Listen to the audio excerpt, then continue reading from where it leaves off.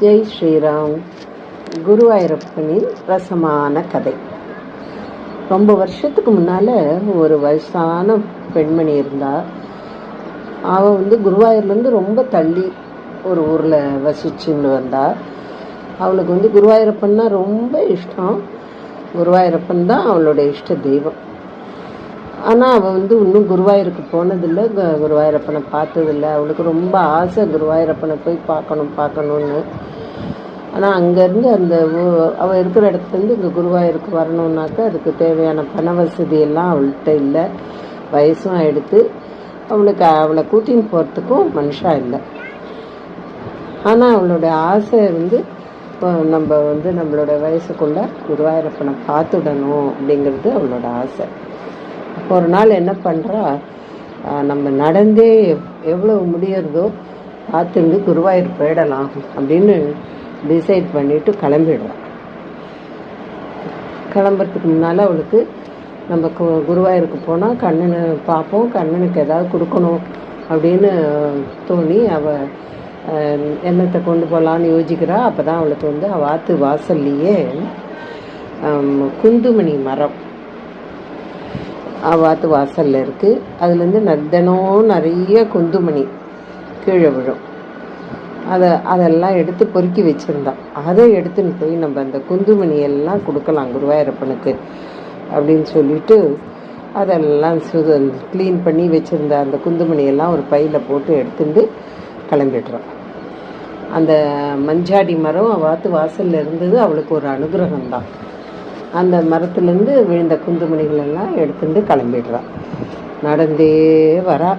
அங்கங்கே தங்கிட்டு மெதுவாக நடந்து ஒரு மண்டலம் நடந்து குருவாயூருக்கு சேர்ந்துவிட்டான். அப்போ அவள் குருவாயூர் வந்தப்போ குருவாயூர் கோவில் வாசலில் ஒரே பரபரப்பாக இருக்குது, ஒரே கூட்டமாக இருக்குது. ஏதோ திருவிழா போல் இருக்கே அப்படின்னு நினச்சிக்கிறா. என்னன்னு பார்த்தாக்க அந்த ஊர் ராஜா ஒவ்வொரு மாதம் 1ஆம் தேதியும் தன்னோட பக்தியை வெளிப்படுத்துறதுக்காக ஒரு யானையை குருவாயூர் கோவிலுக்கு கொண்டு கொடுப்பாராம். ஸோ அதுக்கு அவர் வந்துட்டுருக்கார் அப்படிங்கிறதுனால சேவக்காலெலாம் சேர்ந்து வழிப்படுத்துறது, அவர் வரத்துக்கு வழியை சரிப்படுத்துறதுக்காக எல்லாரையும் மனுஷாலெல்லாம் ஓரமாக ஒதுக்கி தள்ளி நிற்க வச்சுட்டு பார்த்துட்டுருக்கா. அந்த சமயத்தில் இந்த வயசான பெண்மணி வர அவளை கொஞ்சம் கவனக்குறைவாக தள்ளி விட்டுடுறார் இந்த சேவகர். அவள் கீழே விழுந்து விட்றாள். அவள் கீழே விழுந்த உடனே அவளோட கையில் வச்சுட்டு இருந்த அந்த குந்துமணி பையிலேருந்து குந்துமணி எல்லாம் கீழே சிதறி விழுந்து விடுறது. அவளுக்கு உடனே கண்லேருந்து ரொம்ப கண்ணீர் வருது. அப்படியே வருத்தம் அதிகமாகிடுறது. அவளும் கீழே விழுந்து விடுறா. கண்ணிலேருந்து கண்ணீராக கொட்டுறது. அதில் ஒரு சொட்டு தரையில் விழுந்து விடுறது. உடனே அந்த யானைக்கு, அந்த ராஜா குட்டின்னு வந்துட்டுருக்கிற அந்த யானைக்கு மதம் பிடிச்சி அது கண்டபடி ஓட ஆரம்பித்து கோயில் பொருட்கள் எல்லாம் நாசம் பண்ண ஆரம்பிச்சு விடுறது. எல்லாரும் பதறி போய்ட்றா. என்ன பண்ணுறதுனே தெரியல. மன்னனும் கலங்கி போய்ட்றான், ராஜாவும்.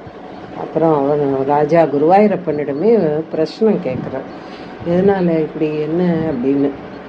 அப்போ கர்ப்பகிரகத்துலேருந்து ஒரு அசரீரி கேட்குறது, என்னோட பக்தை வந்திருக்கா, அவளை அவமானப்படுத்திட்டேள், அவளை எனக்காக கொண்டு வந்த குந்துமணி எல்லாம் கீழே சிதறிடுது, எனக்கு இப்போ உடனே அந்த குந்துமணி எல்லாம் வேணும் அப்படின்னு அசரீரி கேட்குறது. உடனே எல்லாருக்கும் புரிஞ்சு விடுறது. அவசரமாக கீழே சிதறினதை எல்லாத்தையும் கலெக்ட் பண்ணி அந்த வயோதிக பெண்கிட்ட கொடுத்து எல்லாரும் மன்னிப்பு கேட்டுட்டு சகல மரியாதையோடு அவளை குருவாயூரப்பன் சந்நிதிக்கு குருவாயூரப்பன் கிட்ட கூட்டின்னு போய்ட்றான். உடனே அவளுக்கு ஆனந்தம். அவ்வளோ கிட்டக்க குருவாயூரப்பனை பார்க்க முடியும்னு அவள் நினைக்கவே இல்லை. அவளுக்கு அந்த பாக்கியம், அவளோட பக்திக்கு அந்த பாக்கியம் கிடச்சிடுத்து. அவர்கிட்ட அந்த குந்துமணி எல்லாம் சமர்ப்பிச்சு விட்றான். உடனே அவள் எப்போ இந்த குந்துமணிகளை சமர்ப்பித்தாலும் அப்பயே இந்த யானைக்கு மதம் டக்குன்னு சரியாயிடுது. அவளுக்கு ரொம்ப ஆனந்தமும் சந்தோஷமும் ஆயிடுறது, யானைக்கும் அது சரியாயிடுறது. அவள் பக்தியை நினச்சி தான், அந்த பக்தியோடு அவள் கொடுத்த அந்த குந்துமணி இருக்கு இல்லையா, அது பக்தியை நினச்சி இப்பயும் குருவாயூர் கோயிலில் ஒரு பெரிய உருளி இருக்கும். நம்மெல்லாம் போகிறோமே இப்போ பார்க்கலாம்.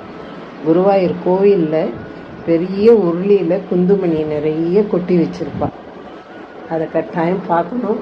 அதுக்கிட்ட போய் அதை கையால் அலையணும். அலையிறதுனாக்க கையால் கிளறும்போதே நம்மளோட ரோகங்கள், நம்மளுடைய பாபங்கள், நம்மளுடைய கர்மாக்கள் எல்லாம் தீரணும் அப்படின்னு வேண்டிக்கணும். குழந்தை வர வேணுங்கிற வாழலாமும் குழந்தை வரம் கேட்டு அந்த குந்துமணியில் கையை விட்டு அலைஞ்சி வேண்டிட்டு அப்புறம் குந்துமணி அதுக்குள்ளேயே போட்டுட்டு வந்துடணும்.